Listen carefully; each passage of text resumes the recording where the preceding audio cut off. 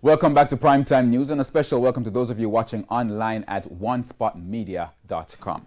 Up first this evening, the criminal trial of 3 Jamaica Defence Force soldiers accused of murdering businessman Keith Clarke in May 2010 is to resume.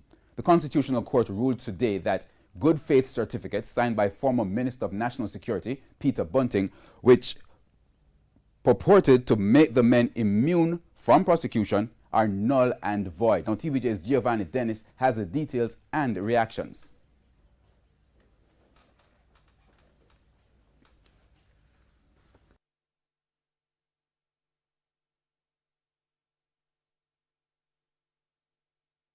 We indicated from the outset that the ministerial certificates were invalid. A relieved Leonard Green, the attorney representing the family of Keith Clarke. He was reacting to the constitutional ruling that has cleared one legal hurdle for the Keith Clarke murder trial to proceed. The obstacles were good faith certificates signed by former Minister of National Security Peter Bunting in 2016 that purported to grant immunity from prosecution to 3 JDF soldiers accused of murdering Mr. Clarke at his home in May 2010.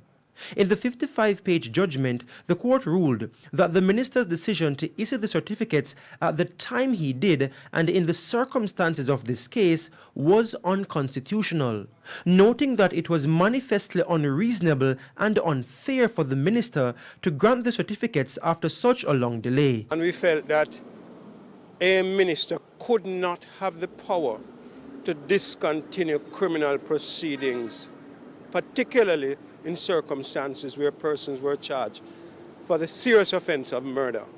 We are happy for the ruling of the court. Justice Leighton Pusey, in his remarks, said to have instituted a legal hurdle some 4 years after the charge had been laid contributed to making the action unfair. Therefore, the ruling concluded the good faith certificates are null, void, and invalid. Acting Deputy Director of Public Prosecutions Adley Duncan submitted arguments for the office of the DPP. They purported to be an immunity from prosecution. However, the arguments that we made were that the certificates could not operate in that way.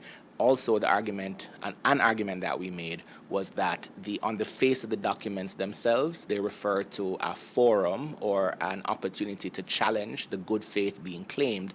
And the argument that we made was that the best forum for that challenge to take place would ultimately be a criminal trial through a criminal prosecution, which that argument was successful. So, what does today's ruling mean? It means the 3 JDF soldiers Greg Tinglin, Odell Buckley, and Arnold Henry will be tried for murder.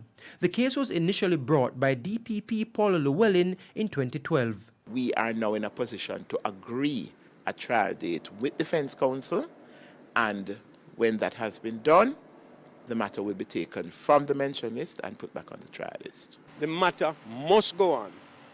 Come May, it will be 10 long years that this family has been suffering.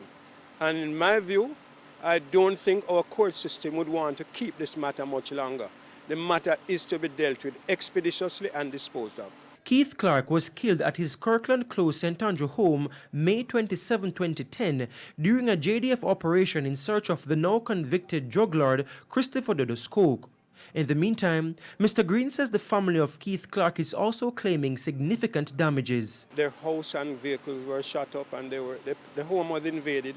We contend that they are entitled to significant damages for the loss that they have suffered.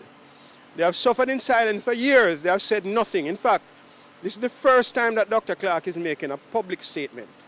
But they have been going through no ends of pain. And I think Jamaica should be aware of that. Giovanni Dennis, TVJ News. And in response to today's ruling, former National Security Minister Peter Bunting, in a statement, said in signing the good faith certificates, he relied on the legal advice he received. He said he therefore could not have responsibly taken the administrative decision to deny the soldiers access. According to Mr. Bunting, the split decision by the court indicates that these are not clear-cut legal matters. He said he hopes that the ultimate resolution of this aspect of the case will provide clear guidance for the future. A rough ride. Words of Claudette Clarke, widow of Keith Clarke, who has spoken publicly for the first time since the killing of her husband in their Kirkland Close St. Andrew home in May 2010. 10. Speaking after the Constitutional Court ruling this morning, she said she's happy that justice can now be served. TVJ's Giovanni Dennis has his primetime news exclusive.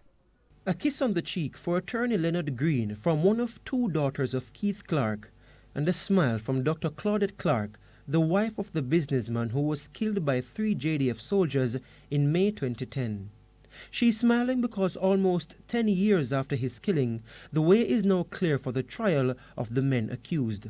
Dr. Clarke was emotional.